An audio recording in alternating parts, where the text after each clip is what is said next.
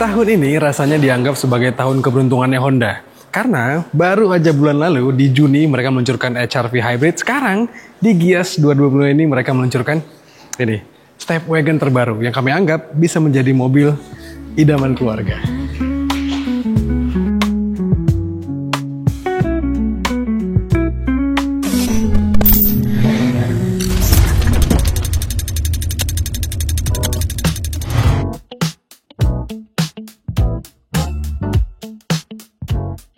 Buat kita yang udah lama menantikan mobil keluarga boxy dan dengan pintu geser, rasanya sekarang patut senang nih.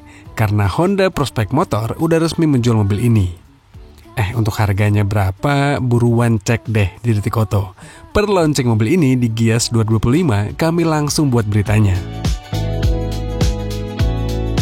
By the way, kalian nggak salah baca dan kami juga nggak typo, karena memang Honda membuat mobil ini dengan nama Honda Step STEP dan WGN, Honda Step Wagon, gampangnya kita bacanya. Dan mobil ini sebenarnya udah nggak surprise amat lah ya secara desain, karena mobil ini pertama kali meluncur secara global sejak tahun 2022 lalu. Ini generasi ke-6-nya dan ini versi facelift-nya. Memang kemarin Honda sempat merilis di Gias tahun lalu gitu ya, di pertengahan 2024 tepatnya, tapi itu versi yang lama dan ini versi baru yang lebih segar, bahkan warnanya lebih keren ya. Desain dari Step Wagon ini cukup konservatif, tapi ya namanya MPV boxy gini ya, mau digimanain juga agak susah karena orientasinya bukan ke desain, tapi ke kepraktisan. Tapi mobil ini tuh secara ukuran gak jauh beda dari Sunny Power. Artinya ya kalau garasi kalian udah terbiasa diisi MPV gede gitu sih, rasanya aman ya. Iya, yang kami suka dari MPV gede kayak gini adalah kepraktisannya dong. Nih bagasinya gede banget. Enak nih buat pindahan rumah. Saya tuh pertama kali ngelihat Honda Step Wagon pertama kali yang modern gitu ya, itu pada saat tahun 2010-an gitu. Dan pertama kali saya ngeliatnya di Malaysia. Waktu itu saya sempat numpang juga dan terkagum dengan akomodasinya dan fleksibilitasnya. Kenapa? Karena Honda Step Wagon yang generasi sebelum ini di versi tertentunya itu hadir dengan model pintu yang waku-waku gate sebutannya. Jadi pintunya bisa dibuka sebagian. Pintunya bisa dibuka sebagian kayak pintu ruko gitu teman-teman ya. Dan itu ngebuatnya jadi sangat praktis. Apalagi kalau kita di Indonesia sekarang punya garasi yang sempit. Tentu mekanisme pembukaan bagasi yang lebih beragam gitu akan lebih memudahkan kita. Bahkan kalau kita ngomongin mobil ini dengan Serena, kompetitornya, Serena tuh bisa dengan mudah untuk dibuka kacanya aja.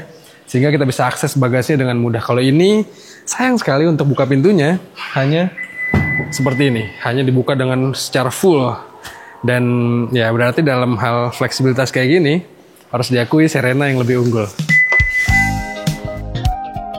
Tapi bentar, untuk urusan lipat bagasi, Step Wagon kembali unggul dari Serena nih. Karena ini lihat, bangku baris ketiganya bisa dilipat dengan rapi dan jadinya rata lantai. Artinya dalam hal ini Step Wagon unggul dari Serena nih. Nah, terus kabin dari Step Wagon juga ternyata lebih nyaman dan mewah deh rasanya. Penggunaan jok model Ottoman dan captain seat di tengah sini bikin penumpang tengah bisa lebih rileks. Fasilitas di dalam kabinnya juga mantap ini. Walaupun ya kalau dikasih atap model panoramic sunroof akan lebih seneng sih keluarga. Honda memang sejak lama merancang Step Wagon sebagai mobil yang ramah dipakai bareng keluarga. Jadinya, kita ceritain ya, akomodatif, fiturnya banyak. Dan juga, saya suka banget dengan gestur-gestur kecil yang dilakukan Honda kepada mobil ini terhadap akomodasinya. Kayak cup holder disembunyiin di sini. Terus juga banyak laci-laci penyimpanan tambahan lainnya yang bisa kita taruh untuk perintilan-perintilan. Dan memang jadi penumpang di mobil ini menarik. Tapi karena saya adalah seorang ayah di keluarga, jadi tempat yang pantas bagi saya adalah di sini, di balik setirnya. Dan ternyata not bad teman-teman. Kalau kita nyalain mobil ini, kita bisa disambut dengan head unit, serta speedometer atau multi information display yang atraktif sekali. Dan besar, terus juga informasinya sangat-sangat jelas dan asik lah dilihatnya. Mobil ini juga hadir dengan mekanisme perpindahan transmisi yang menarik sekali, jarang dilihat di mobil-mobil pada umumnya. Serta ini pengaturan AC juga menarik dan ya saya sih ngelihat mobil ini jadinya langsung kebayang untuk dipakai bareng keluarga gitu ya. Dipakai untuk menghibur atau bahkan membuat mereka merasa senang punya mobil kayak gini. Tapi sebagai pengendara, kita juga dibuat rasanya terpuaskan karena mobil ini punya banyak fitur berkendara. Mobil ini punya Honda Sensing yang lengkap, terus juga fitur keselamatan yang lengkap, airbag lengkap.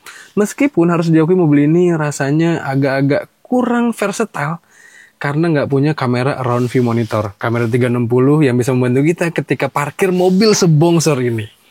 Harusnya itu fitur yang nggak terlalu mahal dan rasanya bisa kali ya Honda masukin ke mobil yang harganya tembus ratusan juta kayak gini. Iya, untuk urusan performa, mobil ini tuh agak mirip sistem kerja hybridnya sama CR-V dan Accord. Mesin bensinnya 2000 cc Atkinson Cycle yang bekerja sama dengan motor listrik. Di atas kertas sih, tenaga dan torsi Stepwagon ini cukup banget kok. Bahkan kalau kita bandingkan sama Serena e-Power, jelas aja. Karena Serena itu pakai basic mesin 1000 cc dan 3 silinder. Jadi secara getaran dan raungan mesin, rasanya Stepwagon bisa akan lebih minim. Nanti coba kita buktiin ya. Untuk mesinnya sih ya tergolong familiar lah ya, apalagi karena kita udah coba beberapa lini hybridnya Honda dan impresif sekali, apalagi mobil ini juga hadir dengan konfigurasi serta performa yang mirip-mirip sehingga rasanya akan menarik juga. Kita akan melihat nanti seberapa efisien mobil ini, seberapa asik dikendarai, apakah masih sama funnya dengan model Honda lainnya, tapi itu tentu di sesi yang lain ketika kita udah ngetes mobil ini dalam jangka panjang. Tapi untuk pilihan awal sih, ini mobil rasanya cukup menarik untuk dilihat.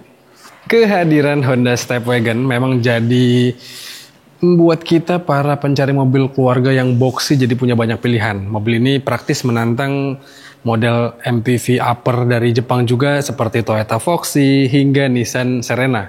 Kalau yang sama-sama hybrid sih pastinya ngeganggu banget dominasinya Serena ya. Tapi dengan harga jual yang menurut kami masih cukup rasional lah untuk mobil CBU Jepang. Menurut kalian gimana? Apakah pilih ini atau pilih rival-rivalnya?